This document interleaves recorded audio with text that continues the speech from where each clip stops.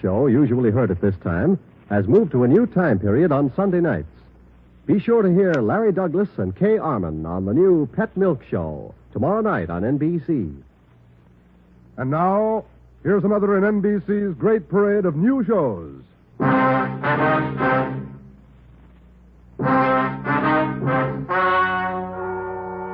Gentlemen, the story you are about to hear is true. Only the names have been changed to protect the innocent. NBC brings you Dragnet.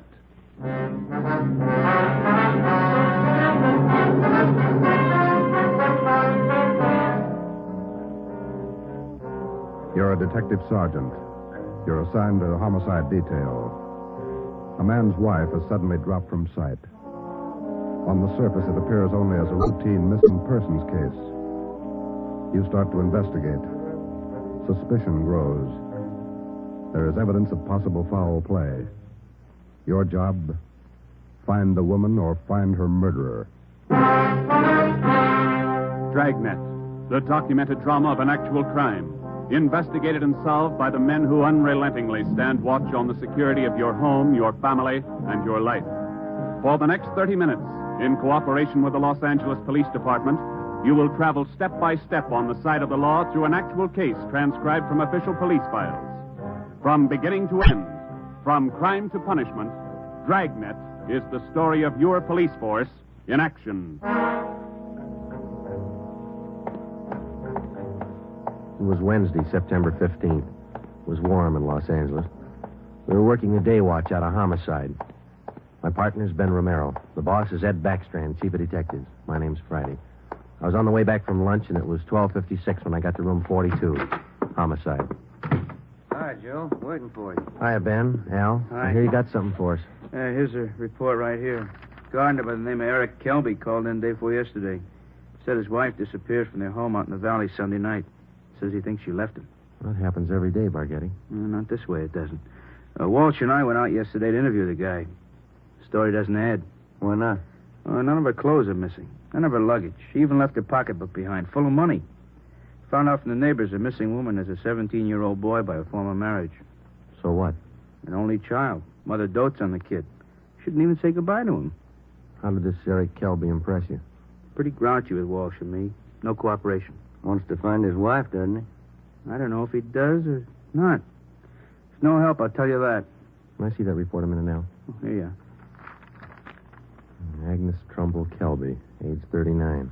Kelby's her second husband. The first one died a little after the boy was born. Mm-hmm. Disappeared Sunday night from her home, 546 Velasco Road, between 7 and 8 o'clock.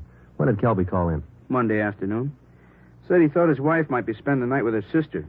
When he found out she wasn't, called us. Did you meet the boy while you were out there, Borghetti? Yeah, that's another thing. Kid came riding in on a bike while we were talking to one of the neighbors. Trying to talk to him, but the old man came out hustling him inside the house. Then he starts eating us out. What'd he say?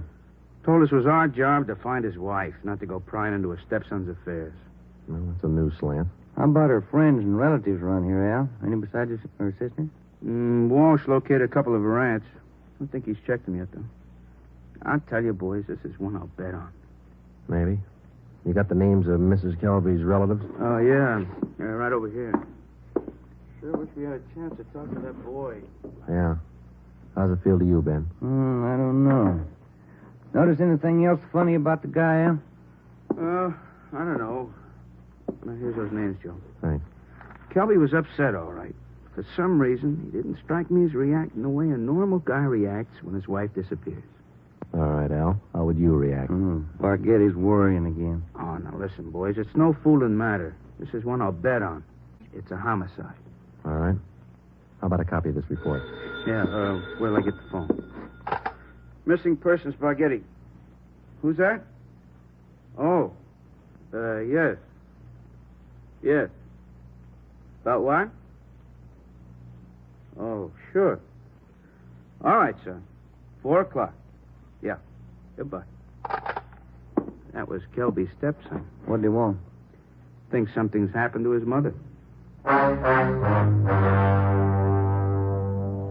In police work, missing persons detail is not a department separate in itself. It is organized as a part of the Homicide Bureau. According to Barghetti, who took the call, the boy said he suspected his stepfather, and he didn't want him to know of any meeting between him and police officers. He would meet the officers that afternoon at 4 p.m. in a restaurant on the corner of Hollywood Boulevard and Fairfax Avenue. At 3:15, Ben and I left the office and drove out to the meeting place, the Dairyland Fountain and Coffee Shop. We arrived there at 3:45. At 8 minutes to 5, the Kelby boy still had not arrived. Youngster's not very prompt. Well, let's wait a little while longer. Yeah. Smoke? Yeah, thanks. Want some more coffee? No, thanks. Well, I guess the boy isn't going to show. Think something's happened? 15 minutes after we left the coffee shop, we drove up in front of the gate of the Kelby nursery on Belasco Road. The house itself was set well back on the property, which covered about 4 acres. The entire nursery was surrounded by a 6-foot steel wire fence, and it looked like almost every available foot of ground inside was planted with some kind of a flower or shrub. Kelby met us at the gate. Yes? What do you men want? Police officers. Are you Mr. Kelby? Yes, what do you want? Well, if you'll shut those dogs up for a minute, we'd like to ask you a few questions. I'm busy now. Can't you come back tomorrow? Pretty important, Mr. Kelby. I think we better talk right now. All right, if you have to. Red, Giant, down. You too, Honey. Quiet. All right. Now, what do you want? Mind if we come inside? Well, these watchdogs of mine are pretty vicious. We can talk here at the gate. All right, Mr. Kelby. This is Sergeant Romero. My name's Friday. We've been assigned to look into your wife's disappearance. Oh. Did you find anything yet? Nothing definite. Maybe you can help us. Would you tell us exactly what happened the night your wife disappeared? What do you mean? What happened? Well, when did you last see her? When did you first notice she was gone? We finished up Sunday night dinner about 7 o'clock, and I laid down for a nap. Agnes went out on the front porch for some air. I woke up a little before 8 and went outside to look for her. She was gone. Nobody saw her leave, Mr. Kelby? Not that I know of. Maybe some of our nosy neighbors, I don't know. How about your stepson? Wasn't he around Sunday night? Bruce? No, went out to a show. Some other kids. When did he get back from the show? About 10, I think. Why? Where's your stepson now? Who are you looking for, my wife or my stepson? Both, Mr. Kelby. Where's your stepson? Gone. I took him over to my sister's in Alhambra. Been feeling bad since his mother disappeared. Figured the change would do him good. When did you take him over to your sister's, Kelby? This afternoon. What's that got to do with it? We'd like to talk to Bruce. No, I can't allow it. The boy's too upset. I can't allow it. I'm afraid you're going to have to allow it. Listen, mister, you can get off this property right now. No cops giving me sass. Nobody's giving you sass, Kelby. We want to talk to your stepson, that's all. He might give us a clue as to the whereabouts of your wife. And I say you can't see the boy. What's more, you cops couldn't find thorns in a rose patch. I'll get somebody else to look for Agnes. It's my business anyway, nobody else's. It's our business, too, if anything's happened to her.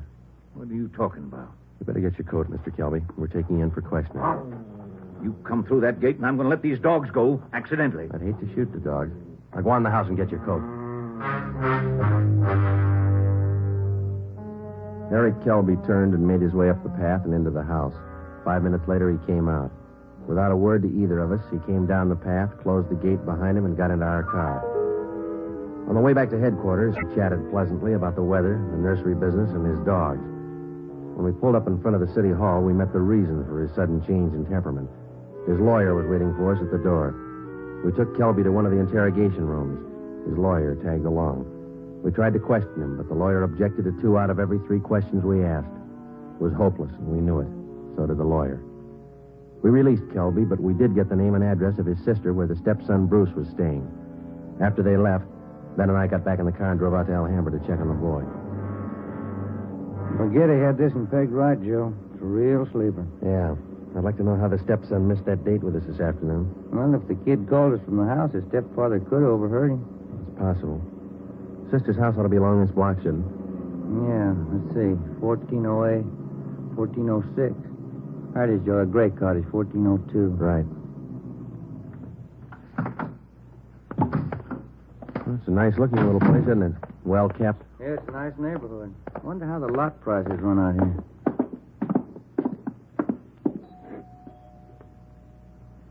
Somebody's coming. Yes, what is it? Police officers, ma'am. Are you Miss Kelby? Bertha Kelby, yes, that's my name. Why? We talked to your brother earlier today, Miss Kelby. He said that you brought his stepson Bruce here to stay for a while. We'd like to see him. Bruce? Yes, he was here till about, an hour and a half ago. I went to the store, and when I came back, he was gone. Have you any idea where he might be, Miss Kelby? Well, I telephoned my brother Eric's place just before you came to the door. He's not there. I don't know where he might be. I'm worried about him. He seems so upset. This business about his mother's disappearance, you know. Do you mind if we came in and looked around, Miss Kelby? Well, no, not at all. We went in and looked the house over from one end to the other. There wasn't a trace of the boy. We drove back to Kelby's nursery and satisfied ourselves the boy wasn't there. Then we came back to Alhambra and we kept an eye on Miss Bertha Kelby's home until midnight. No one came or went. At 5 minutes past midnight, the lights went off in the living room, and a few minutes later, in the back of the house. The next morning, when Ben and I checked in for work as usual at 8 o'clock, we met with Captain of Homicide, Frank Kearney. What makes you two so positive there has been any foul play in this Kelby thing? Well, that's just it, Cap. We're not positive. It's a whole setup. It smells bad. For instance? That lawyer. If a man's innocent, he doesn't need a lawyer to sit with him in the interrogation room and tell him not to answer questions. Number two, that kid's telephone call. Maybe he doesn't get along with his stepfather. It happens, you know. Maybe he's trying to get back at him for something or other. Maybe. Then why is Kelby hiding him out? You sure he's hiding him out? No other way to take it, Cap. The Kelby woman walked away from her home Sunday night. Nobody saw her. She took nothing with her. No clothes, no luggage, no money. You checked with the family doctor? Yesterday. He told us Mrs. Kelby was in perfect health. We double-checked the Wanderer's file and the Repeater's file and missing persons. Couldn't find her name in either one. How about her relatives in town? Haven't had a chance to talk to him yet, Cap. We'll check him this morning. Well, one thing's certain. The woman couldn't have gone very far. We checked the sheriff's office, the jails, the hospitals. Sent out a teletype and an APB. Every cop in the city has her description. She's been gone almost 4 days, but nobody's seen her. How does that add up to you? It doesn't. You better move on it. Check every one of Mrs. Kelby's friends and relatives. Right, Frank. Then try the neighbors.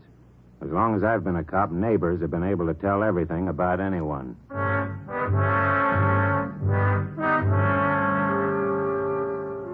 All that day, Ben and I made the rounds. First stop was the Western National Bank, where Mrs. Kelby maintained her account. Her savings statement showed a total balance of $31,564.17. Her separate checking account had a balance of $842.71.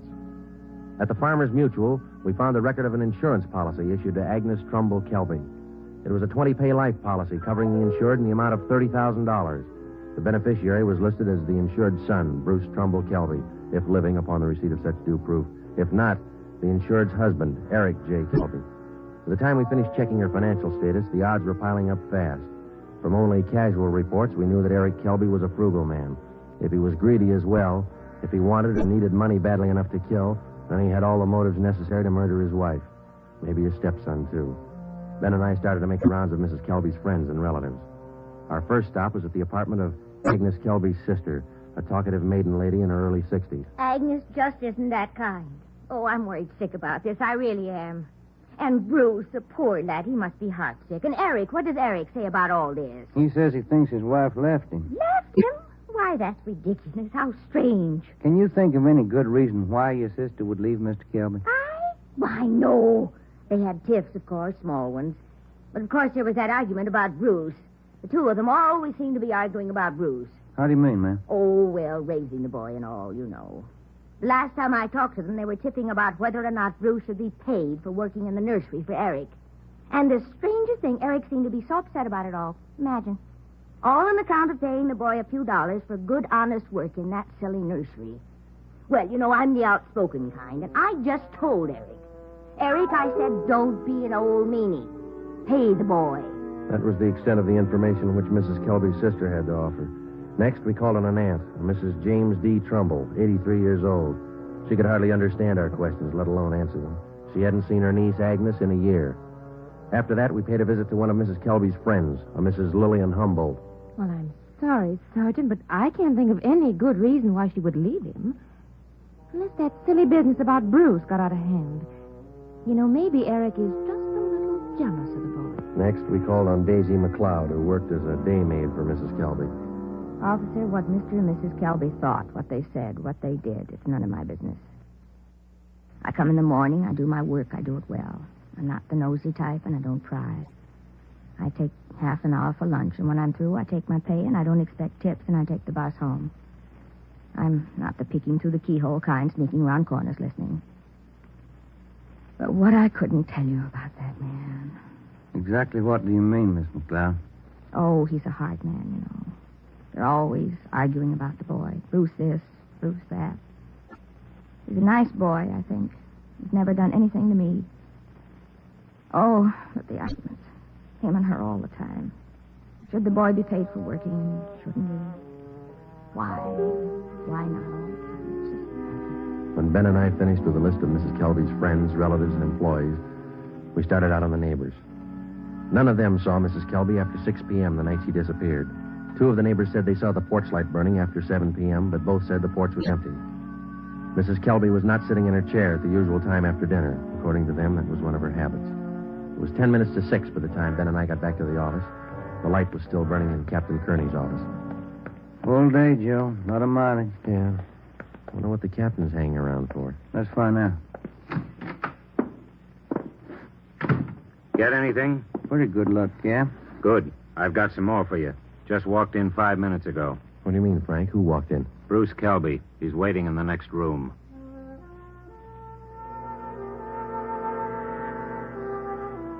We went in the next room and met Bruce Kelby. He was small for a 17-year-old, dark-haired, and a little on the sickly side. He told us that he couldn't keep the date he made with us on the phone because his stepfather apparently did overhear the conversation and drove him directly to his sister's home in Alhambra. We asked him why he was so sure that his stepfather was responsible for his mother's sudden disappearance. For one thing, all 3 of us usually go to the early show on Sunday night. Eric, Mom, and me. But last Sunday, Eric said he wasn't feeling good, and he wanted Mom to stay home and take care of him. Then he told me to go on ahead to the show, so I did.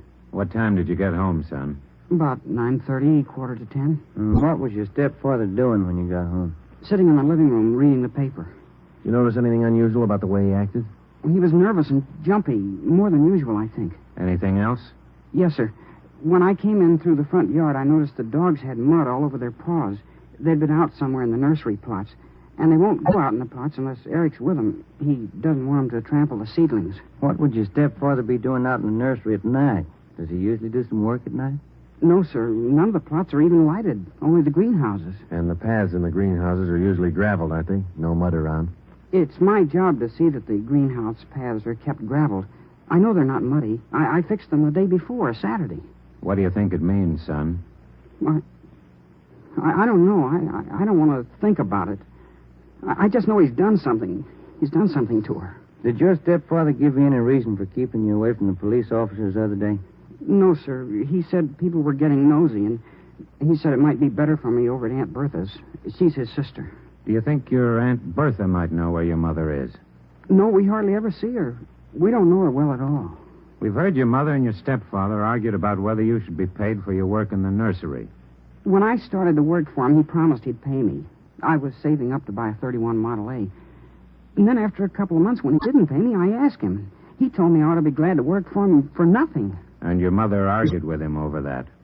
Sure, it was her money that bought the nursery anyway. How'd you get away from your aunt's place last night? Well, Bertha had some shopping to do, and she left me alone.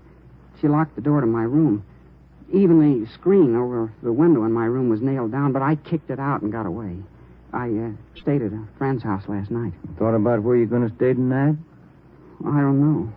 But I'm not going home. And I'm not going back to Bertha's place either. I'll get a room. How'd you like to stay at my house a few days? Sure nice of you, sir. Maybe I'd better not. Mom might not like it. Oh, I'll take care of that. Now, let's hop out and get some dinner. Sure darn nice of you, sir. All right, son. Come with me.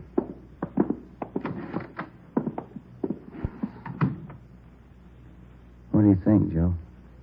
He could be lying. Yeah.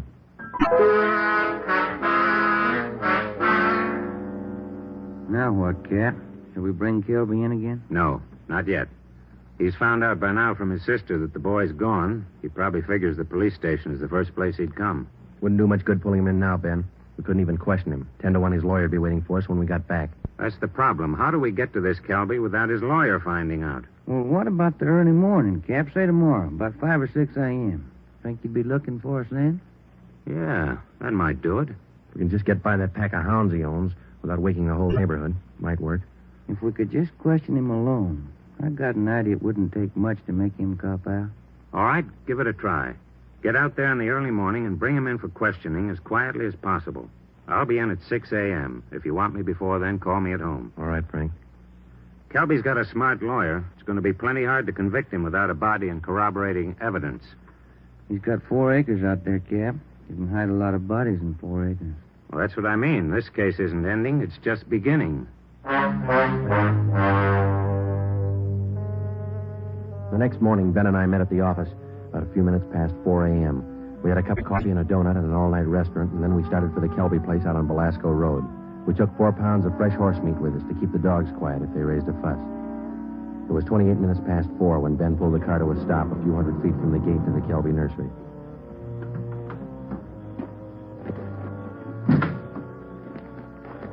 We got out of the car and made our way down the road to the gate.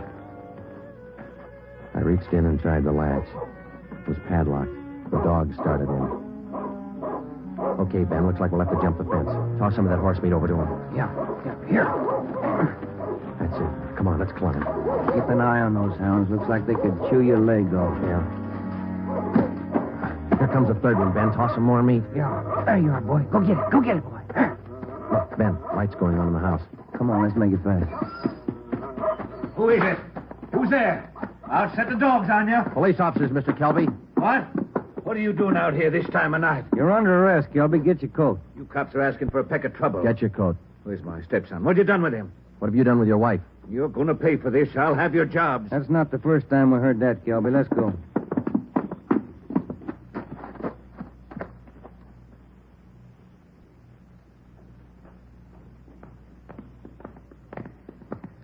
Lights burning in the captain's office. Yeah. All right, Kelby, in here. I'll pay for this. Mark my word. Ben, take him in the office here and stay with him. I'll see if Frank's in yet. Right, Joe. Come on, Kelby, inside.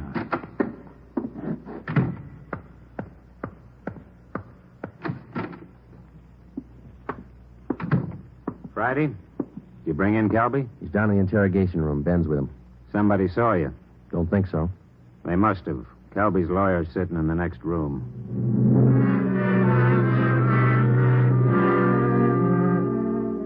Kelby again refused to answer any questions without the advice of his attorney. We released him.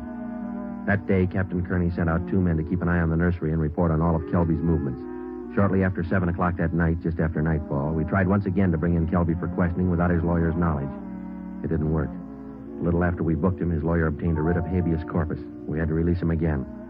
The 2 men assigned to stake out the Kelby place reported definitely that somebody was tipping the lawyer whenever unknown visitors showed up at the nursery and drove off with Kelby. There was nothing we could do about it. Next morning, Kearney came up with a lead. I had a long talk with the boy last night. Accidentally, I think he's given us a pretty good lead. Yeah? There's only one way we'll ever get a conviction. That's by finding the body and evidence to tie Kelby in. Yeah, that'll do it. Where do we start looking? In a new rose bed next to one of the greenhouses in Kelby's nursery. The kid came up with it last night. How come? First, Kelby's crazy about saving $1 and making one. Yeah. In the nursery trade, especially where you have a limited area to work in, like Kelby, you cultivate every foot of ground. Every bit of soil you got is planted with something. Mm-hmm. Kelby's not the type to waste anything. Especially he's not the kind that would let ground lie fallow when he could plant something that might bring in a few dollars next season. Bruce tells me his stepfather has every inch of those 4 acres planted. Every inch. Except a 6 by 9 foot plot of ground in that rose garden. Oh, that sounds like a long shot to me, Frank. The boy said he prepared that piece of ground for planting late Saturday afternoon. His stepfather wanted it ready for Sunday morning. The plot of ground's still vacant. Might have planned it yesterday, Cap. When's the last time you checked? Before I came to work this morning. I called the men on stakeout next to the nursery. They told me the plot's still empty. Mm-hmm. It's worth a chance, Frank. When do we look it over? Tonight. I don't want Kelby or his lawyer to know a thing until we find that body. Well, how are we going to work it? We'll order up a crew from the crime lab. They can take probings through that plot and all around it. They can tell us without any guesswork how deep that ground's been worked over lately. When do you want to start? Be here in the office at 8:30 tonight. If my hunches are any good, we'll find a body.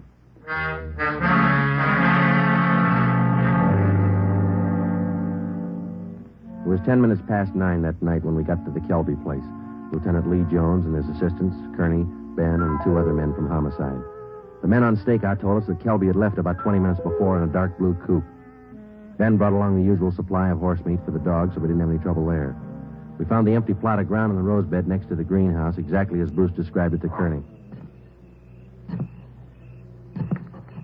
Ground's been worked over all right, boys. least 4 to 5 feet down. All right, Lee, let's start digging. Romero, take care of the dogs. Watson, grab one of these shovels. Right, Captain. Hey, Kelby said these dogs were vicious, didn't he? Yeah, why? Look at these hounds. They're no more vicious than a lively coal. Look. Higgins, get that light over here, will you? Thanks. What is it, Lee? Let me see. Teeth. Set of false teeth. Been in the ground long? Don't think so, judging from the shape they're in. How far down would you say you are, Lee?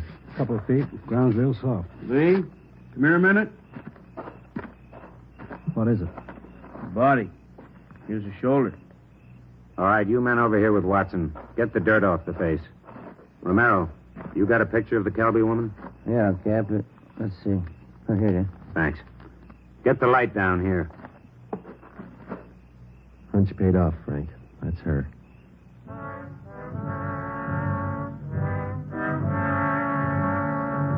Ben and I went back to the car and notified communications to broadcast a want for murder on Eric Kelby. His description, together with a description of the car and license number of the car he was driving, was rebroadcast every 15 minutes. Then we went back to check the house. We found the front door unlocked. We went inside and looked around.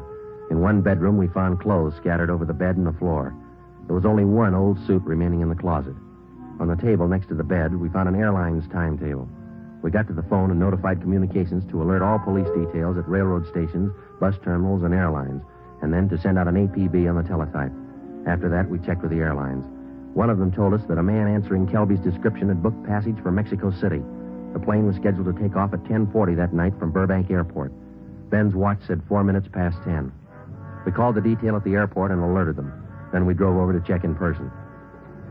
It was 10:35 p.m. when Ben and I took up our positions just inside Gate 3, where passengers were boarding Flight 72 for Mexico City.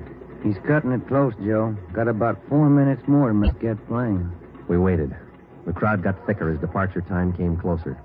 At 10:39, Eric Kelby came through the main entrance, across the terminal, through Gate 3, into a pair of handcuffs. I don't understand. What does this mean? We found your wife's body, Kelby. What? I don't know what you're talking about. In the rose patch next to the greenhouse. Your lawyer can't help this time. Mexico City. Would have been a nice trip. Expensive. I'll plead insanity.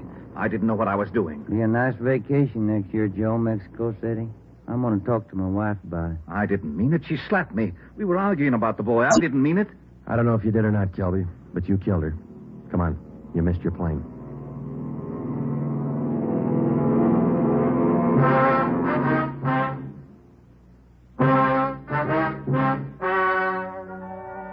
The story you have just heard is true. Only the names were changed to protect the innocent. Eric Kelby was tried and convicted of murder in the first degree. He is now awaiting execution in the lethal gas chamber at the state penitentiary.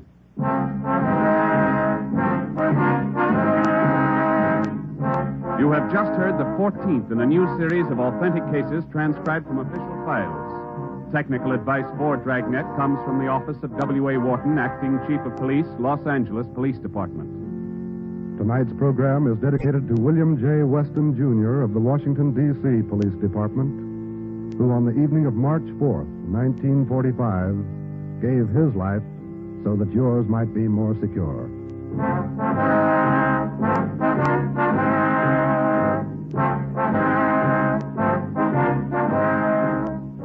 Dragnet came to you from Los Angeles. If you enjoyed tonight's production of Dragnet, you'll want to listen to Richard Diamond, private detective, as played by the screen's romantic tough guy, Dick Powell. The Pet Milk Show, usually heard at this time, has moved to a new time period on Sunday nights. Be sure to hear Larry Douglas and Kay Arman on the new Pet Milk Show tomorrow night on NBC. This is NBC, the national broadcasting company.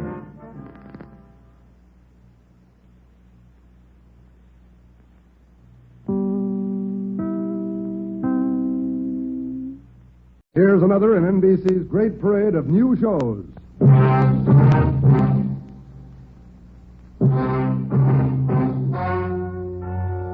Ladies and gentlemen, the story you are about to hear is true. Only the names have been changed to protect the innocent. NBC brings you Dragnet.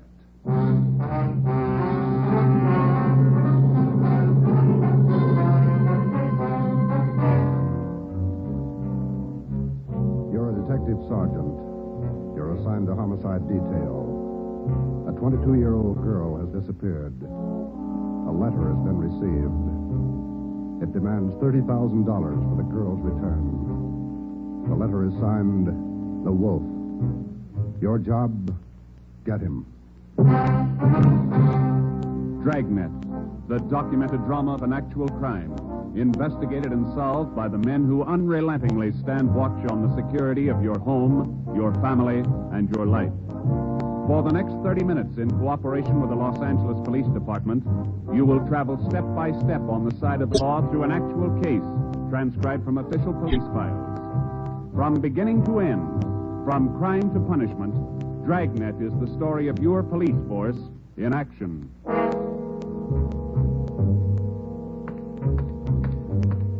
It was Tuesday, October 18th. It was cloudy in Los Angeles. We were working the night watch out of homicide. My partner's Ben Romero. The boss is Ed Backstrand, chief detective. My name's Friday. I was on the way back from the stats office, and it was 3:26 a.m. when I got to room 42. Homicide. Got those mugs you asked for, Joe. Here they are. Thanks, Harris. Backstrand leave yet? In a minute, I'm going out with him. What's the address out there, the Sullivan place? 814 Castro Boulevard. You go straight out Santa Monica, take a left at Castro. I remember. You ready, Chief? Yeah. Friday, you call Romero yet? Right now. Get on it. This one we don't fool with. Yeah. Come on, Harris.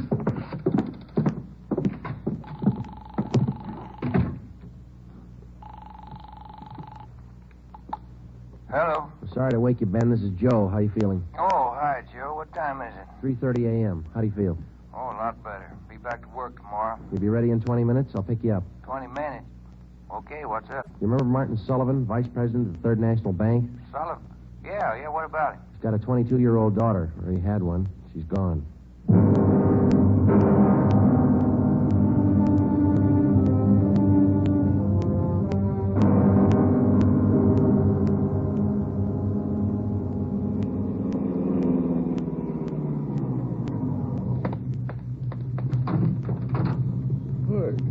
Good time, Joe. Where are we heading? Sullivan home out on Castro Boulevard. Ed's out there now with Harris. Any leads to work on? No, nothing so far. The girl disappeared a little before 1 o'clock yesterday afternoon. At 11 last night, he got a letter. They want $30,000. Sullivan hasn't got that kind of money. Yeah, I know it. Poor guy's almost out of his mind. Fill me in. How did it happen? Well, the guy took the girl out of business school. He had her called out of class. Told her father was sick, said he was a friend of the family's. Well, how about the teachers? What was their story? Said the girl didn't want to go with the man at first, but he finally talked her into it. Kept telling her father was dying. That's about as low as they come. Yeah. Did he use a car? Witnesses said it was a blue sedan. They didn't get the license number or the make. Did they remember what the guy looked like? About 5'9", 160, brown suit, dark hair. Nothing else? No. Here's a copy of the letter. The usual. Read it. Yeah. I have your daughter, Judy. Get, what's that? $30,000. $30,000 quick if you want her back alive. Don't call police or I'll kill her. Contact you later. Signed, what was it? The Wolf. Oh, Wolf, huh? I could think of a better name. Come on, here we are. Got the original note, Joe. Lee Jones down at the crime lab. He's checking it for prints and handwriting. Well, if he was... Oh, hi, Davis. Right on the house, boys. Just waiting for you. Thanks, Dave.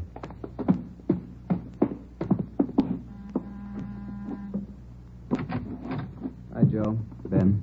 In the living room. Thank you. That's the way I see it, Mr. Sullivan. Now, you understand exactly what you have to do? Yes, I'll do as you say. All right. Here are the two men who'll help you. Sergeant Friday and Sergeant Romero, homicide. Yes, Hi, how do you Mr. do? Sullivan. I do. Mr. Backstrand, are you sure about all this? He might get frightened. He might do something to Judy. Believe me, Mr. Sullivan, it's the only way.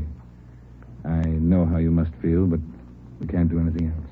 Oh, all right, I want to see Mrs. Sullivan first. I'll be ready in a moment. Any developments? Yeah. Come on back in the dining room. There it is on the table. Second note from the guy. Telegram. When'd this come? About half an hour ago. Guy phoned it into Western Union from a public booth. Couldn't trace it. I see, Joe. Yeah. Be at Elysian Park. 5 o'clock this morning, near Balkan Drive. Come alone. Bring 30,000. Will return girl. Don't tell cops. Kill her if you do. The Wolf. 4 a.m. now, Skipper. Not much time. I know it. We'll have to do as he says. No other way. Then Sullivan's going out there alone? You're going with him, you and Romero. You'll be hidden out in the trunk of the car. Any plan? Get him. That's all.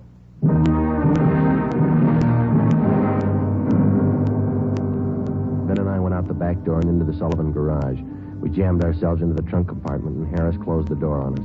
The latch was fixed so that the door could be pushed open from the inside.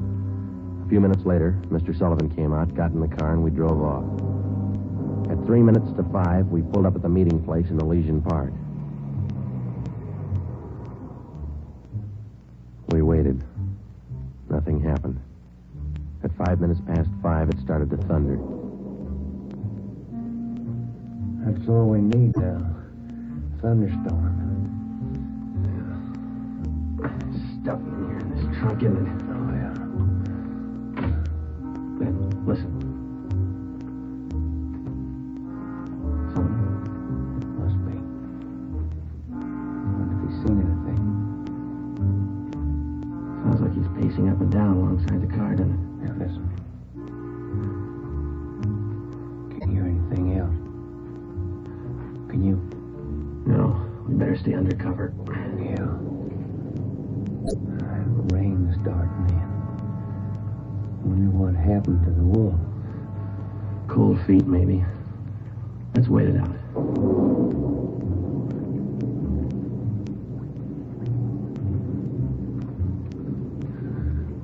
Joe.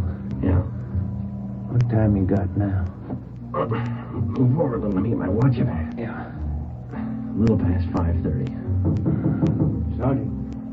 Sergeant. Mr. Sullivan? Yes. Do you think he's coming? It's late. It's getting daylight. We better wait it out, Mr. Sullivan. Now, look, don't come back here again. If he's watching, you might tip him off. Oh, all right. All right. Poor guy. You? Yeah, I hear it. Coming up the road toward us. Stop it. Yeah.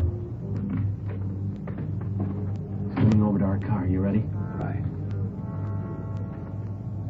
Talking with Sullivan. They're coming back here. Now watch it. Sandy, Romero? That's you, Ed? Yeah, the meeting's off. Come on out. All right. Got a cramp in my leg. I'm cramped all over. Mr. Sullivan, drive back home. We'll contact you there. All right, Chief. Ben, Joe, come on over to the car. What's the story, Ed? The guy had no intention of following through with this meeting tonight. Well, how come? He told us. Phoned at 5 o'clock.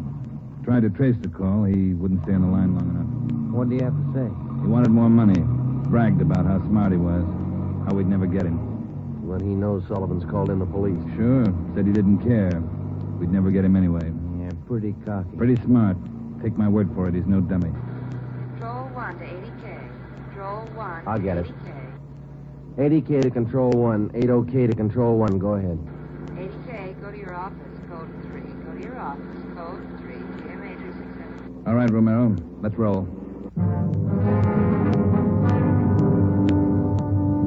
More than 12 hours had passed since word of Judy Sullivan's disappearance had been phoned in a homicide. During that time, an all-points bulletin containing the descriptions of the suspect, his car, and the girl had been sent out on the teletype to law enforcement agencies throughout the area. The same descriptions were broadcast over the police radio every hour. The Sullivan home had been placed under strict surveillance, and Mr. Sullivan instructed not to contact the suspect without knowledge of the police. He'd raised almost $10,000 in cash to buy him off. The serial number on each one of the bills had been copied by a police stenographer and then rechecked by a homicide officer. So far, the Wolf, as he called himself, had made 3 separate contacts, but he'd covered his tracks well. We knew that he was somewhere in the city, 500 square miles of it, and we knew we had to find him fast. It was 18 minutes past 6 when we got back to homicide. Hi, Chief. Fellas. You got something for us, Mac? Here, this letter. Special delivery. Came in about 25 minutes ago. Can I see that, Mike? Yeah, that's him. According to the postmark, he must have mailed it right after he grabbed the girl. Yeah, listen to this. Stay away from Sullivan. If the kid's found dead, it's your fault. Stay away, the Wolf. All right, Mike. Get it over to the crime lab and have Lee check it for prints. Right, Chief. Lee find any prints on the second note, Mike? 2, running through R&I now. Friday, Romero, get down there and see if they got a make. I'll call out to Sullivan's and check with Harris. Right, Ed. Let's go, Ben. Who's watching the Sullivan house beside Harris? Carpenter and Davis. Backstrand's afraid the girl's father will try to make a deal with the guy. Has he tried it yet? No, he hasn't yet. You couldn't blame him if he did. Worried sick. Oh, yeah. Here we are. Hi, fellas. Just coming down to see you. You got something, Larry? Those 2 prints Lee Jones listed off that letter got a make on them from the single print file. That's good, Larry. Let's see, huh? There it is. Pull the whole package on him. Donald Alfred Kiefer. Looks like a real bad one, doesn't he? Donald Alfred Kiefer, male, Caucasian, age 29, 5 feet 8 inches, 170 pounds, brown eyes, dark brown hair. He had one previous arrest for forgery in Los Angeles 10 months before. Kiefer's occupation at the time of his arrest was listed as bank clerk at the Third National Bank. Ben went back into the files and pulled the crime report. Then we called Ed Backstrand. There's the answer, Skipper. At the time Kiefer pulled that forgery job at the bank, Mr. Sullivan was one of the vice presidents. Go on. Sullivan was the one who preferred charges against Kiefer and saw that he was prosecuted. Where's this Kiefer now? Well, let me see. He was placed on probation, and on May 16th this year, he returned to his home in Omaha, Nebraska. That's 1380 Mackinac Avenue. All right, Romero. Get Omaha on the phone and have them check out Kiefer. Right, Skipper. Friday, take Kiefer's package and this note down to Don Myers. Have him check the handwriting. And get over to the crime lab and see what Jones lifted off that last letter we got. All right, Ed. The faster we work, the faster we'll put this guy behind bars. Now move.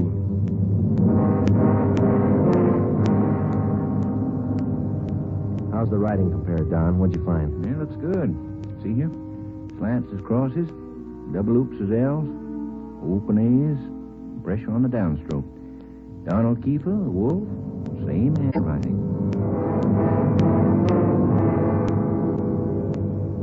Lifted 3 prints off this last note, Joe. Brought them out with the iodine fume gun.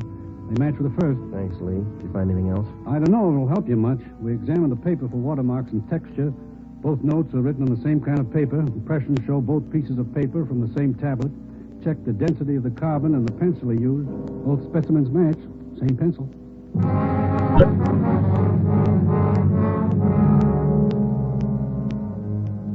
By mid-afternoon, Donald Kiefer's description had been broadcast throughout the area. Bulletins were dispatched to all departments, and an APB was teletyped to the entire state. Men were stationed at every post office in the city to watch for notes that might come through the mail. The bus depots, railroad terminals, the airports, and all the main roads leading out of the city were under strict surveillance. The entire Los Angeles area was broken down into single square-mile districts, and a house-to-house canvass was started. A squad of men were assigned to cover each square mile. Outlying towns and cities were requested to do the same. By 5 o'clock that afternoon, the greatest Dragnet operation in the history of the city was underway. We were sure Donald Kiefer was somewhere inside. At 12 minutes past 5, Ben got the call back from the Omaha police. Yeah, I got it. 6 X-ray 419. Nebraska plates, right. Well, thank you a lot. Yeah, bye. They had a make on the car. Lots more. The Omaha cops looking for Kiefer, too. Want him for a robbery there 2 months ago. Yeah? In that robbery, he used a stolen 1939 blue sedan. Nebraska license plate, 6 X-ray 419. Well, how about his family and his friends back there? They all been checked? Yeah, they said Kiefer left Omaha about 6 weeks ago. Didn't know where he was headed. Well, get that car description to communications, huh? APB, teletype, and broadcast. I'll tell Ed. Yeah, right, Joe. Right in, Romero. Yeah, Ed. What are you tied up with?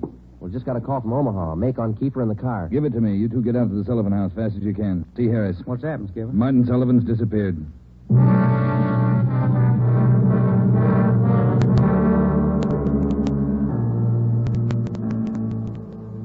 Harris, how'd it happen? About 3 this afternoon, Mr. Sullivan got a phone call. Said he had to go down to the bank.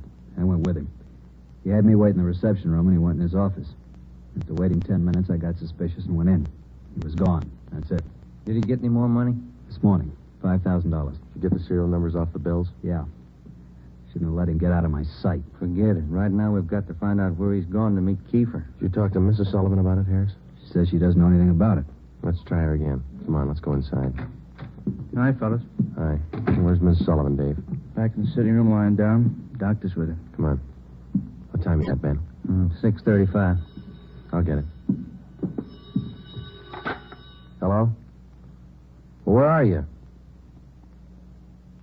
Oh. Where are you now? Where are you now? We'll be right out. That was Martin Sullivan. He met with Kiefer out in Laurel Canyon. Did he get his daughter back? Yeah. Wrapped in newspapers.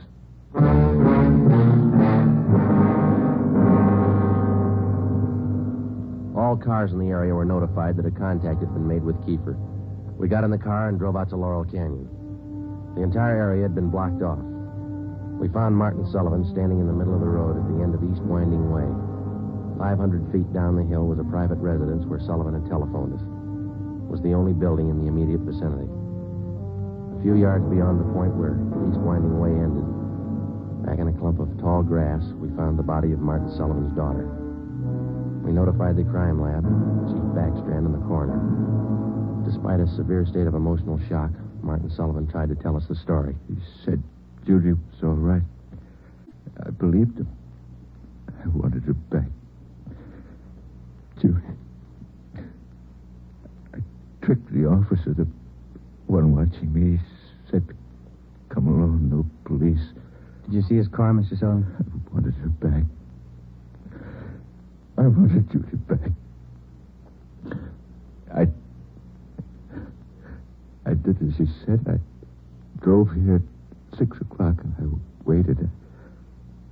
I put the money on the front seat like he said. Did he get the money, Mr. Sullivan?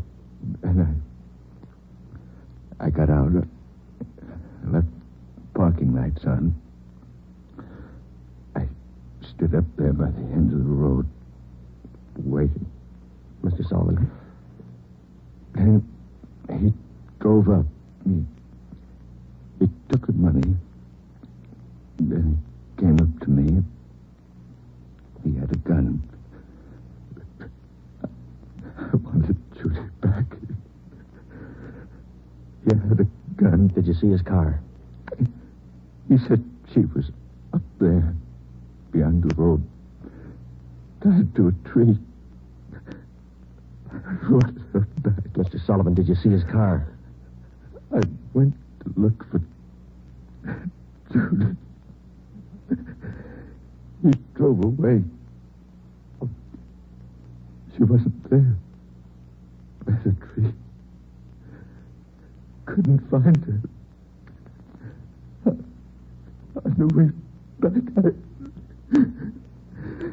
I saw the bundle on the way back.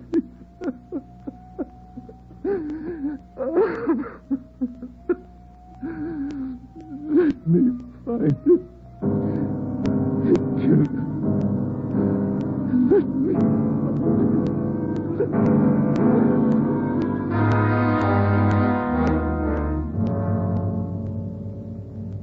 Before he went into a state of complete collapse, we showed Martin Sullivan a picture of Donald Alfred Kiefer. He definitely identified him. The information was immediately relayed back to Central Division, rebroadcast to the entire police radio system. A teletype was dispatched to sheriff's offices, and communications were sent to police stations throughout the country. The house-to-house search throughout the entire city intensified. The dragnet in which we hoped to trap Donald Kiefer was drawing slowly inward. It was 12 midnight. Next Street, Sullivan girl murder. Next Street, read all about it. Citizens join search for killer. Friday, did the papers get a list of the numbers on that ransom money? Yeah, got them in the final net edition. 2.5 pages of serial numbers. Gave it a big spread. Look at these pictures of Kiefer here, all over the front page. The more the better, Romero. I hope this town never forgets that face. Good reminder. You don't make deals with killers. Hi, fellas. Come on over. Find anything yet, Lee? Just checking over these towels here. Found them wrapped around the girl's body, inside the papers. Funny thing about those papers, What's that, Lee? they're all yesterday's. Every story about the girl's disappearance has been clipped out. Maybe the guy's making up a scrapbook. How about the towels, Jones? Any laundry marks? Not a one so far, Ed. Every one of them was clipped off. Pretty smart. The morgue post the body in? They're doing it now. Nasty one. Yeah. Did you get any footprints or tire marks out where they found the body? Lots of them, all cast. Bossy and Taylor are checking them now. One thing. What is it, Jones? I don't know. Under the seam here. This towel. Wait a minute. Joe, that pair of snippers there. Yeah. Here you are. Thanks. Just back under the seam. There. That's one tag he missed. Any markings, Lee? Yeah. Greenway Apartments, Los Angeles.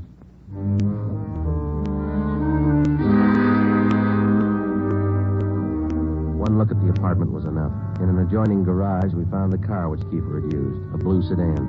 Nebraska license plate 6X-ray 419. When we got back to the office, Chief Backstrand immediately issued a cancellation of the want order for the blue sedan, and then he ordered a detail of men to stake out the car in the event Kiefer decided to come back for it. Here's the coroner's report, Joe. Oh, let's see it. Cause of death, strangulation. Time of death, Monday, October 18th, approximately 2 p.m. 1 hour after he grabbed her? That can't be right. Skipper in his office? No, he's out for a minute. Hey, Joe, Ben, take the call off 2503, will you? Thanks, Mike. Right. Would you give me the call on 2503, please? Thanks. Hello? Yeah. Yeah, when? We'll be right over. Some of the ransom money, Ben, just showed up. Beverly and Highland. Come on.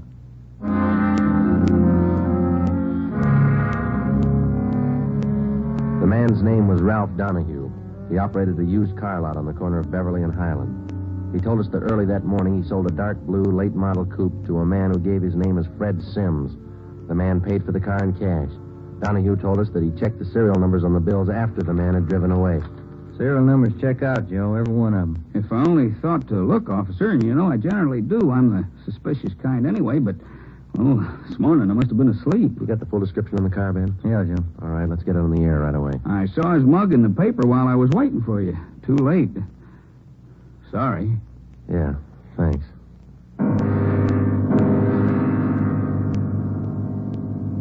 At 10 minutes past 3 that afternoon, another piece of the ransom money turned up at a busy downtown department store. The clerk was unable to remember who gave her the bill. The detail throughout the general downtown area was strengthened. The house-to-house search of the entire city for Judy Sullivan's murderer went on. The afternoon dragged into the early evening. At 20 minutes to 7, Ben and I had a hamburger and a cup of coffee in the drugstore at East Broadway and 3rd. And then we got back in the car, checked with communications, and started cruising the neighborhood again. At 9 minutes to 8, a man answering the description of Donald Kiefer was seen crossing Sunset Boulevard just below Highland. 7 minutes later, the same man was reported near the intersection of Hollywood Boulevard and Las Palmas. Communications relayed the information. At 21 minutes past 8, our car, 80K, along with a dozen others, were concentrated in the Hollywood Boulevard area from Gower Street to La Brea, Franklin Avenue to Santa Monica Boulevard. At 24 minutes past 8, another piece of the ransom money was passed at a cigar store on the corner of Hollywood Boulevard and Hawthorne Street. The number of men and radio cars in the area was redoubled. Plainclothes officers were stationed at every intersection to keep an eye on pedestrian traffic. At 18 minutes to 9, the dark blue coupe which Kiefer had bought that morning was spotted parked in an alley just below Hollywood Boulevard and Cahuenga. We called Ed Backstrand. City Hall. 2503. 2503. Chief of Detectives Office, Hannah. This is Friday, Mike. Chief there? Yeah, wait a minute. Just going out the door. Ed, it's for you. Backstrand? Friday, Ed. Just spotted Kiefer's car, the one he bought this morning, parked in an alley off Cahuenga. Harris and I are on our way up there now. We'll take care of the car. You take care of this call. Just came in. What do you got? The theater on the corner of Hollywood Boulevard and Fairview. The girl in the box office just took in a $10 ransom bill. Yeah? She got a good look at the man who passed the bill. She says it's Kiefer.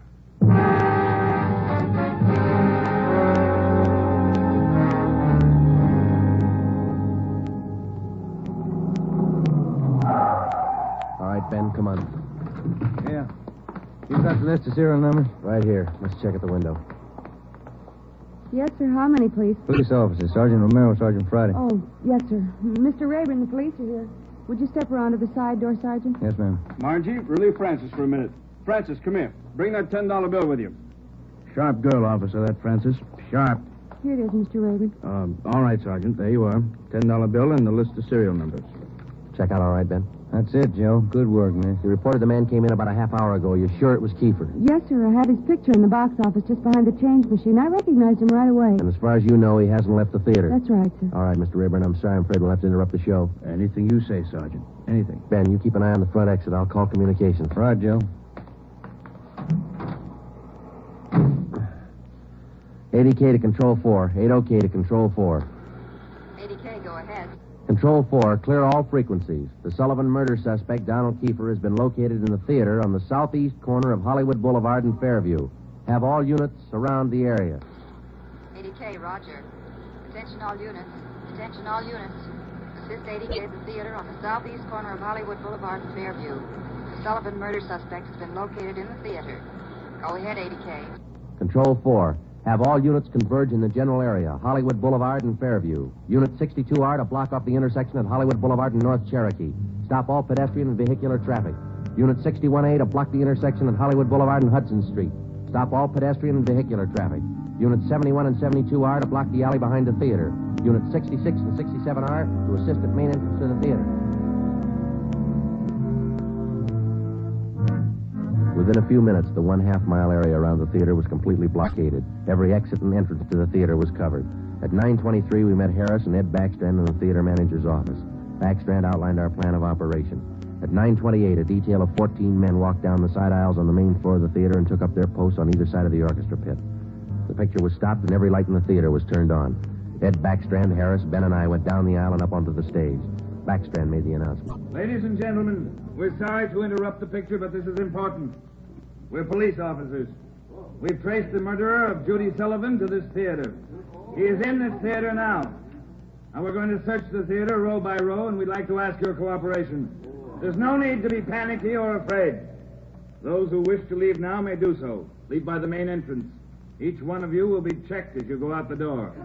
And for the benefit of the man we're looking for, don't try to escape. Every exit is covered and the entire area is blockaded. Don't place any more lives in jeopardy. Come on, Ben.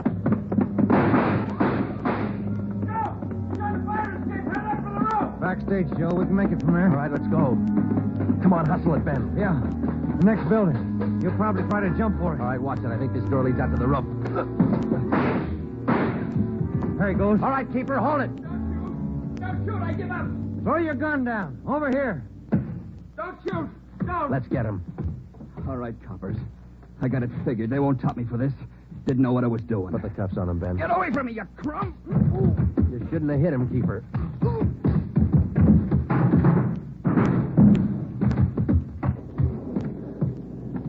All right, Ben. Try the cuffs now. Yeah. Come on, let's get him in out of the rain. What's the hurry? Why spoil a good rain? The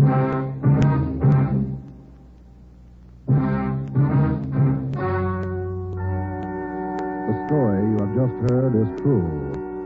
Only the names were changed to protect the innocent. Donald Alfred Kiefer was tried and convicted of murder in the first degree. He was executed in the lethal gas chamber at the state penitentiary. You have just heard the 15th in a new series of authentic cases transcribed from official files. Technical advice for Dragnet comes from the Office of Acting Chief of Police, W.A. Wharton, Los Angeles Police Department. Tonight's program is dedicated to Deputy United States Marshal John B. Glenn of Boise, Idaho, who on the morning of July 31st, 1940, gave his life so that yours might be more secure.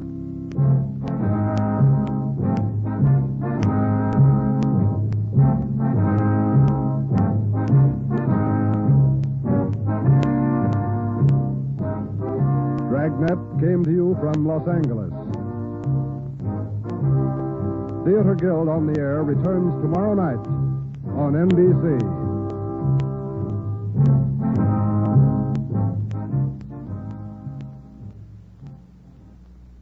Other in NBC's great parade of new shows. Ladies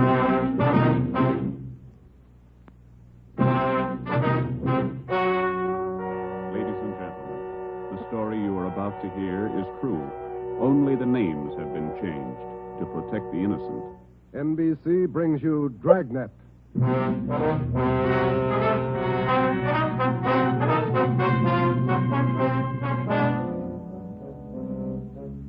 You're a detective sergeant. You're assigned to Homicide Bureau.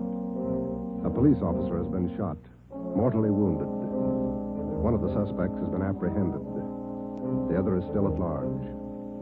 Your job, find him. Dragnet, the documented drama of an actual crime, investigated and solved by the men who unrelentingly stand watch on the security of your home, your family, and your life. For the next 30 minutes, in cooperation with the Los Angeles Police Department, you will travel step by step on the side of the law through an actual case from official police files. From beginning to end, from crime to punishment, Dragnet is the story of your police force in action. It was Thursday, November 16th. It was foggy in Los Angeles. We were working the day watch out of homicide. My partner's Ben Romero. The boss is Ed Backstrand, chief of detectives. My name's Friday. It was 11:58 a.m. when we got to the Georgia Street Receiving Hospital, second floor, room 5. Treatment room. All right, made good time. How's Bemis, Doc? Got in the lungs, Ben, 3 times. He's going fast. His wife with him? Yeah, they're bringing him down now. Can we talk to him? Yeah, make it fast. Come on, Joe. Yeah, this way. Easy.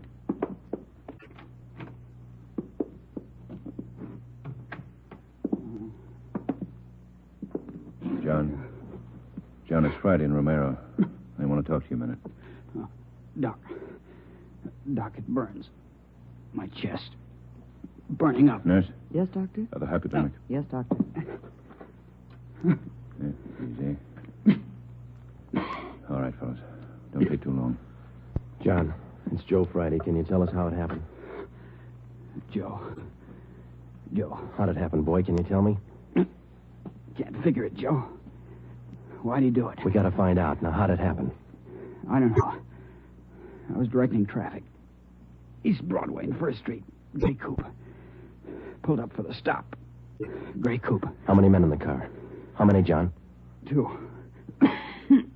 Gray coupe. Pulled up for the stop. In the pedestrian lane. Went over. Gonna ask him to back up. Back up out of lane. Just gonna ask him. Yeah, John, and then what? Driver. Dark hair. Eyes. Dark. Went over. Gonna ask him to back up. Pointed a gun. No reason. Pointed a gun at me. All right, easy, John. Take it easy. No reason, Joe. No reason he fired. Hurry it up, Joe. Yeah. No. What about the other man in the car? Did you see him? Can you describe him? Joe, did you get him? Gray coupe. Driver. Guy with him. We've got the driver, John. He's upstairs. The other one got away. We gotta find him. You gotta help us. My wife. Somebody send for Dora. She's on her way. She'll be here in a minute. Now, can you tell us, the other man in the car, what did he look like? Gray coupe. What did he look like? Don't press him, Joe. Gray coupe. The driver. Pointed a gun. Dark hair. Yeah, I know. The other man, John. We got the driver. What did the other man look like? Send for Dora. Come on, Ben. Thanks, Doc. Okay, Joe. Going fast. Yeah. John got any kids? 2. Always pick a family man. This thing's got a phony ring to it, Ben. You don't just pull a gun and shoot a man. Not if you're sane, you don't. Here's the stairs. The guy we got is as sane as they come. And how do we explain it? All I know is that hood shot John Bemis, and I want to know why. Might be a lead in that car he was driving. Maybe. Come on, here we are. Phone message for you, Friday. Came in a few moments ago. Thanks, Davis. From R&I. They got a make? Take a look. No make or warrants on James Vickers. Great. Let's talk to him. Come on. Yeah.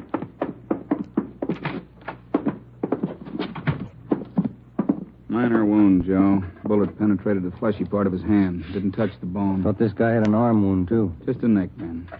That officer you shot, Vickers, he's dying. Is he? He's a family guy. Got a wife, 2 kids. Has he? Why did you shoot him, Vickers? Ask him. We did. Then you know the reason. Said there wasn't any reason. That's right. Look, we're going to make you on this, Vickers. You know that, don't you? I don't know anything. Why'd you shoot him? Shut up. Why'd you shoot him? Joe. Yeah. Davis? Yeah? Stay with him. Fine. Doc, get us an MT slip on this guy, will you? We'll be back in a minute. Come on, man. All right, Joe. I'll have it ready. 2 big punk. Easy, Joe. Oh, easy nothing. I've seen too many good cops like Bemis cut down by punks like that Vickers. Getting mad won't help. Come on, down the stairs. Like to see Bemis? Why? Just for the record. I want to see if the doc thinks it's okay for us to bring Vickers down. I'd like to have Bemis definitely identify him as the guy who shot him. We've got 3 good witnesses. An identification from Bemis will clinch it. I want to see Vickers get everything he's earned when he goes to court. Here we are. Yeah.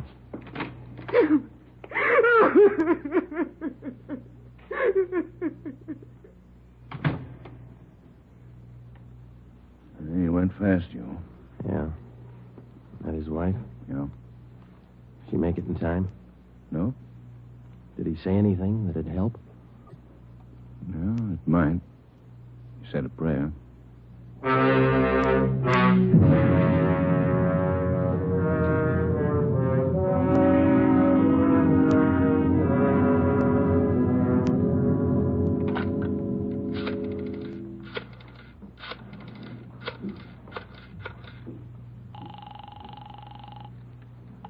City Hall. 2625. 2625. Auto records, Crowley. Joe Friday, Vince. What about a make on that car used in the Beamer shooting this morning? Yeah, Joe, been trying to get a hold of you. Where are you now? Georgia Street, second floor. What about the make? Car was reported stolen yesterday afternoon. Registered to Harold Simpers, 716 Everett Street. Report said the car was taken from a parking lot at Grand and Wabash. Okay, Vince, thanks. What about the guns they found in the car? Lee Jones still has them over at the crime lab. He's running them through. No word yet? No. You make out the impound report on the car, Joe? Yeah, recovery report, too. They're still dusting for prints. MT slip ready, Doc? Yeah, right here, Ben. Medical card, history, MT slip. You ready, Vickers? Yeah. All right, put out your wrists. Put the cuffs on him, Ben. Watch his hands. You saving me for the hot lights? All right, let's go. I'm not going to jail. You're in jail now. Looks like a hospital. Bars on the windows, aren't All right, come on. Give me a smoke. Here. Okay. Light. What do I get if I open up? No deal. Might talk, make it attractive. Who was the other guy in the car? Hitchhiker. I always give rides. And why'd he run when we chased you? Maybe he was scared. You're part of a gang. Maybe. Who was the other guy? What's it worth? Oh, come on, Vickers. You're wasting our time. Where are we going? All right. My hand hurts. I want to call my own doctor. You hear me? Yeah. That cop pulled his gun first. I can prove it. Yeah, down the stairs. Easy, huh? Where are we going? I said, where are we going? All right, what's it worth if I talk? I could tell you all about it. Let's make a deal. You'll tell us anyhow. Think so? All right, you out the door. Wait a minute, huh? Cigarettes out. All right, Ben, light it. Yeah. Nice of you guys. Thanks. Oh, get up, Ben. Vickers, stop! He's crossing the street. Fire over his head. Watch the crowd. Vickers! Joe, he's running for that car. All right, let's hold it, Vickers. All right, stop him, Ben. He's stopped. Come on, Joe. All right, come on, get back, please. Let us through here. Let us through. Shall I call a doctor, Joe? No, he wouldn't be interested. The guy's dead. James Vickers, murder suspect, address unknown, died almost instantly at 1:13 p.m., November 16th, while attempting to escape.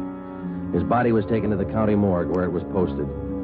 All the personal effects found on the body were listed by the coroner, and a receipt for them given to our office.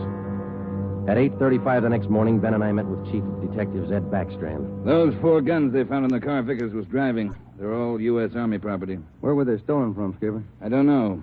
Each one of the guns is stamped U.S. Army, that's all. Well, that makes it easy. The coroner find anything on the body? Nothing to tell us why Vickers decided to kill a traffic cop. What did Bemis say before he died? He was on traffic duty yesterday morning down at East Broadway and First. At 10:35, a gray coupe pulled up for a stop sign. Vickers was driving. Bemis started over to tell him to back up out of the pedestrian zone. Vickers pulled a gun and shot him. How'd they catch Vickers? Chased him 3 miles before he piled into a lumber truck. The guy with him got away. Fine. Checked R&I. No make or warrants on Vickers. Kickback's not in on his fingerprint. All right. What's your guess, Friday? I don't have one, Ed. Vickers could have been hopped up. Doc Stanley over at Georgia Street said no. We checked him. Wait a minute. Backstrand. Yeah, hold on. For you, Friday. Okay, thanks. Friday talking. Yeah. Yeah, good. Be right over, Lee. We're in business, Ed. Crime Lab just found Vickers' address.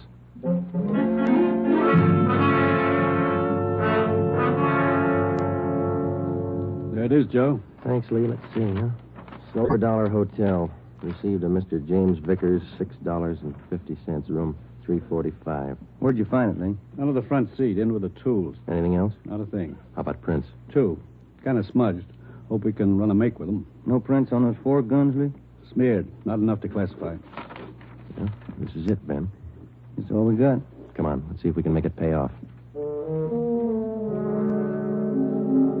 We located the Silver Dollar Hotel on East Grand between 16th Street and Pico. It was an old-type frame building with a brightly colored neon sign jutting out over the sidewalk just above the dark entrance.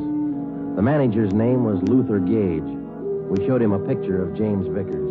He definitely identified him as one of his former tenants. He told us that Vickers had stayed at the hotel 1 week in room 345 and that he had checked out 2 days ago. Was Vickers staying here alone, Mr. Gay? Yes, alone. Quiet man. Did he have any visitors? Maybe. Wouldn't know. Paid his bills, spent most of his time away from the hotel. Good tenant. Did Vickers have any friends here in the hotel? Maybe. Fell in the room next to Mr. Vickers. He still lives here. 2 of them used to be kind of thick. Can we look at that room Vickers stayed in, Mr. Gage? Let's see.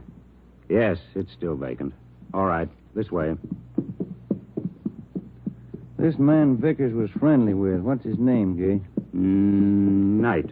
Raymond Knight. Room 343. Is he in his room now? No. Went out about 8 this morning. Here's the elevator. How well would you say Knight and Vickers knew each other? Couldn't say. Good tenants, both of them. Pay their bills. Did they go out together? Seem to know each other well? Wouldn't know. I don't pry. Look, this case involves murder, Mr. Gage. We told you that. We'd appreciate your cooperation. Cooperation don't pay the rent, Sergeant. 3rd floor. This way. Here, 345. Open it up.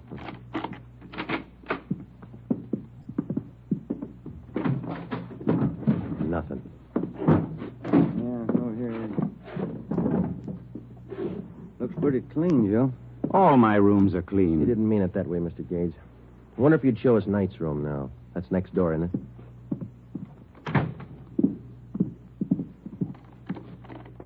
I don't know about this. Poking into other people's rooms, not regular. Neither's murder. Come on, let's go.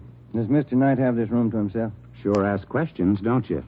No, Knight has a friend staying with him. About 2 weeks now. Not in much. Is he in now? Don't think so.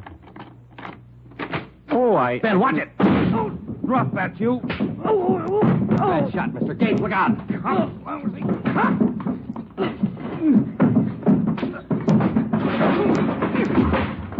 Come on, get up.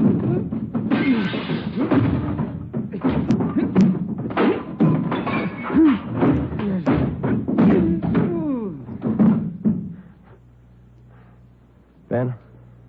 He's out cold. Look what you've done to the room. I thought you said Knight wasn't in. He isn't. This is his friend. Great friends. 45 automatic in his hand. 38 snub nose in the bureau, another 45. Look in his bag. I don't pry. He pays his bills. Good tenant. Yeah.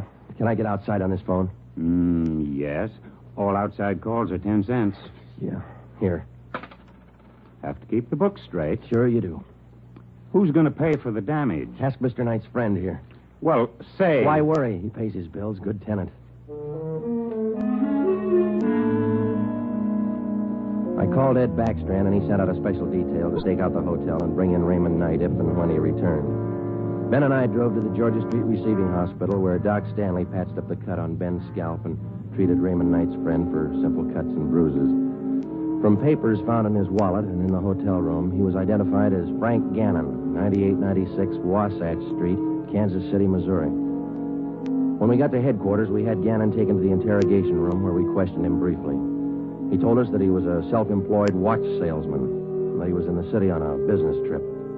He admitted friendship with Knight, but not with Vickers. We booked him at the county jail for assault with intent to commit murder. The 3 guns found in the hotel room were turned over to the crime lab. We reported back to the office. Joe, my head's pounding like mad. That Gannon's a mean one. Yeah, it's a nasty crack. I got some aspirin in my desk. Might help. You're off. Hi, boys. Rough day? I don't get much rougher, Eddie. Message for you on the desk. Now, I'm going to eat. Starving. Right, Tracy. What is it, Joe? Jones got a make on those prints he lifted off the car. Let's see. Yeah, something else in there on James Vickers. Wanted 10-14-43, desertion, U.S. Army. That could account for those stolen Army guns. Yeah. What about the make on those prints Lee found? Let's take a look. Vance Taylor's. Good solid record. 4 burglaries, 2 armed robberies, 2 assaults. Wait a minute. Here's the mama sheet. Born so-and-so, age 36, height. Alias John Fields, Harold Grant, Tom Bissell, Joe... Hey. Yeah, alias Raymond Knight. The other man who rode in the car with James Vickers the morning he shot down Traffic Officer Bemis finally had been identified. Vance Taylor, alias Raymond Knight. Well, that still didn't explain the unprovoked murder. It didn't explain the 4 guns found in the car or the 3 guns found in the hotel room. An assortment of arms like that could mean something big, but we didn't know what. Gannon's sudden willingness to shoot it out in the hotel room meant something, too, but we didn't know what. We had Gannon brought back to the interrogation room. Hi, Gannon. Have a seat. Everything all right? I'll bet you're worried. No, we're not worried, Gannon. You ought to be. Don't make me laugh. You're tied in with Raymond Knight. That's enough for us. You send me up for it. We're going to try. Big talk. How long did you know Vickers? I didn't. Funny. His prints are all over one of those guns we found in your room. I'm not worrying. Then you better start, Gannon. Vickers and Knight killed a man. If you run with him, your hands are dirty, too. I room with Knight, that's all. Knight didn't come back to the hotel. Where is he? We're not that close. You share your guns and your friends. That's close enough for us. I don't know Vickers. You mean you didn't know him? I said I don't know him. We got Vickers, Gannon. He's dead. Good story. Okay. Come on, Gannon. Let's go down to the morgue.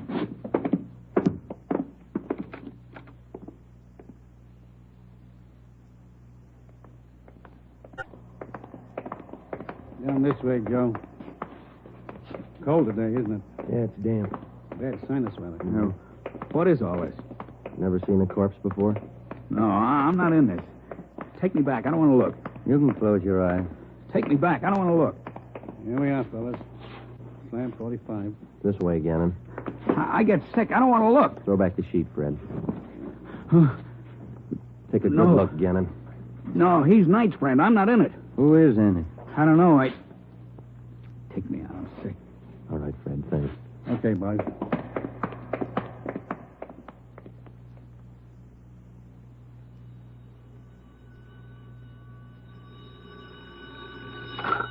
Interrogation room, Friday. Joe, on stakeout at the Silver Dollar Hotel. No sign of Raymond Knight. Keep you posted. Okay, Dave. Thanks. How long does this go on? I can call a lawyer, you know. And you better call one right away, Gannon. They just picked up Knight at the hotel. He's incriminated you. You're a liar.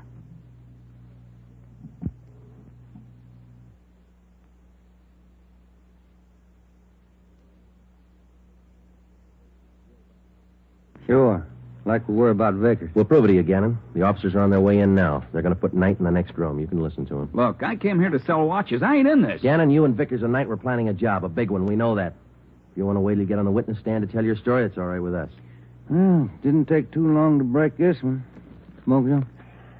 Yeah. Thanks. Gannon? Smoke? What are you going to do? Nothing. Just kill a little time. They bring in Knight. You haven't got Knight. I haven't unwrapped him yet, Joe. You want to check me out? Okay, open him up. Give him a good shuffle, huh? You're going to have some time on your hands, Gannon. Want to learn a new card game? No. Suit yourself. It's a good game for 2. Better with 3. Sure a lot of cards. Yeah. You got 2 decks there. Well, first off, this game is quite a bit like gin rummy. Yeah? There are 8 of every suit. 4 jokers. Jokers count 50 points. Mm-hmm. Red 3s count 100 points each. If you get a black 3, you can freeze the deck. Oh, I see. I shouldn't say deck. In this game, they call it the pack. Pack? What's a pack? Well, it's the discard pile, same as in gin. You get a red 3, you can freeze it. No, it's a black 3. Well, what happens when you freeze it? Nobody can pick it up. Oh, I see. All right. Let's deal out a dummy hand here. Fine game, Gannon. Sure you won't change your mind? You don't want to play, Joe. All right, now in 2-handed, you deal out 15 cards, see? How many can play? As many as 6, I think. I've only played up to 4.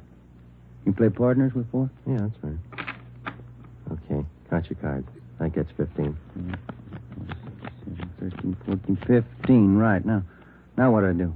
Well, I guess you better lay your hand open. That'll be the easiest way to show you. Okay. I'll spread them all out over there. Well, you don't have a great hand there.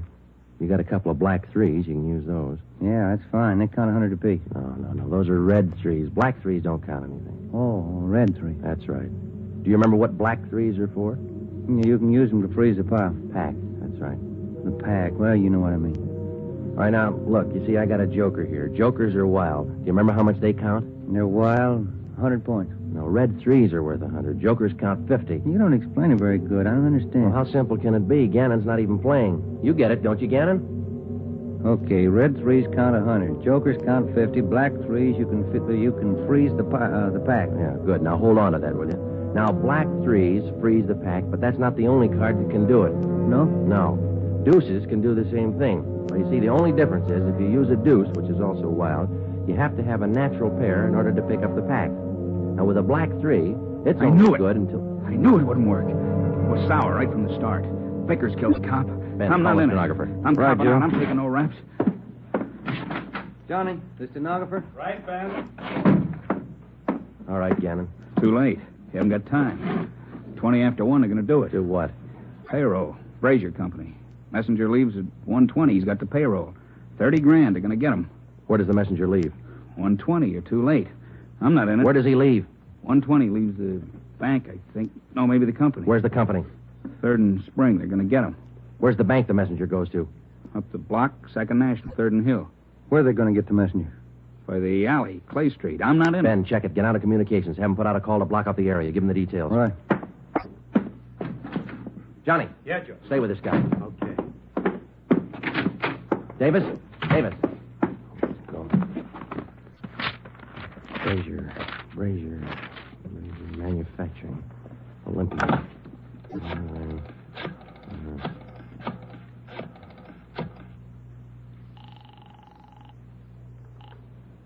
Good afternoon, Brazier Manufacturing Company. Give me your payroll division. This is a police department emergency. What's that, sir? Your payroll division. It's an emergency. One moment, sir. Come on, hurry up.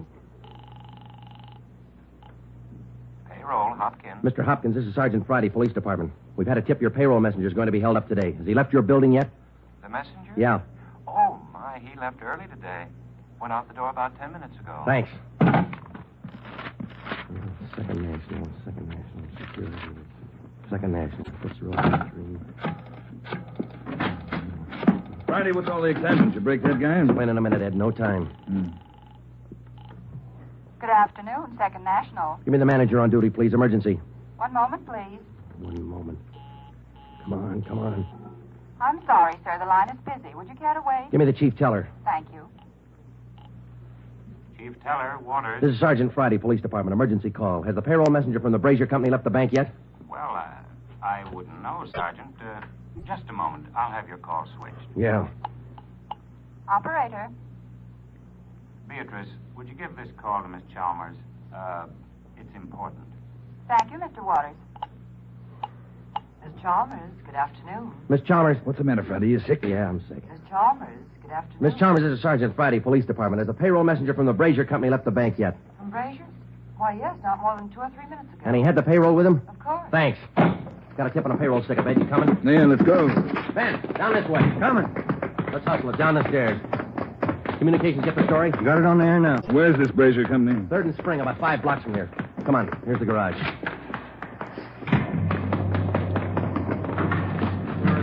All right, come on, hit it. Let's make time.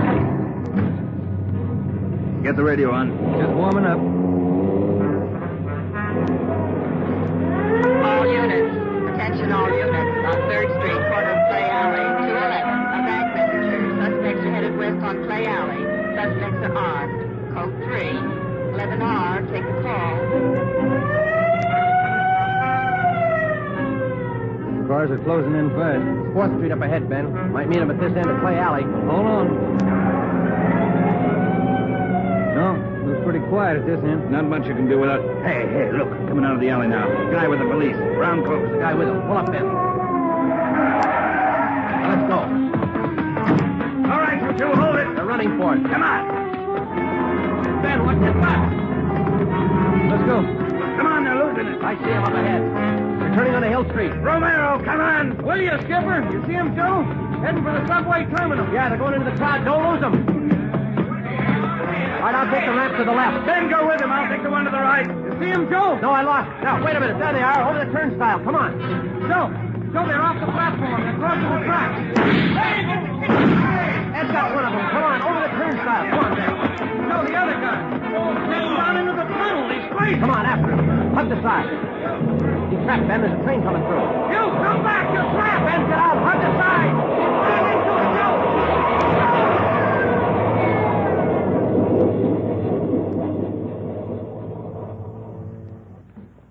You all right, Joe? Yeah. Are you? Mm-hmm. You want to check? No, I don't think it's any use. Yeah. Well, let's go. Wonder why he tried so hard, Joe. I don't know, Ben. Some people are like that. You can blow the whistle all you want. They never know when to stop.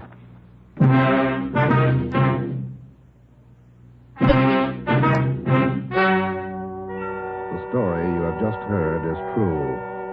Only the names were changed to protect the innocent.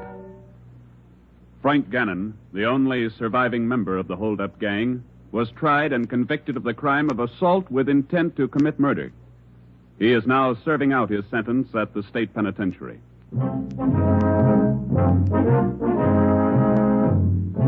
You have just heard the 16th in a new series of authentic cases from official files. Technical advice for Dragnet comes from the office of Acting Chief of Police W.A. Wharton, Los Angeles Police Department. Tonight's program is dedicated to Private Richard H. Taylor of the Washington, D.C. Police Department, who on the evening of December 13th, 1946, gave his life so that yours might be more secure.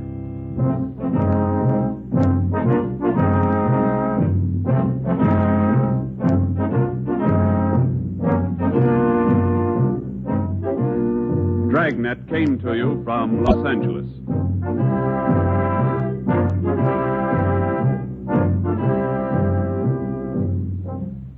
Phil Harris likes a great deal about the South. We like a great deal about Phil Harris. For instance, we like his beautiful blonde wife, Alice Faye. In fact, we like the Phil Harris-Alice Faye show, and it just happens that it returns to the NBC air tomorrow. Why don't you take our advice and listen to one of the funniest shows around anywhere? That's the Phil Harris-Alice Faye show tomorrow on most of these same NBC stations.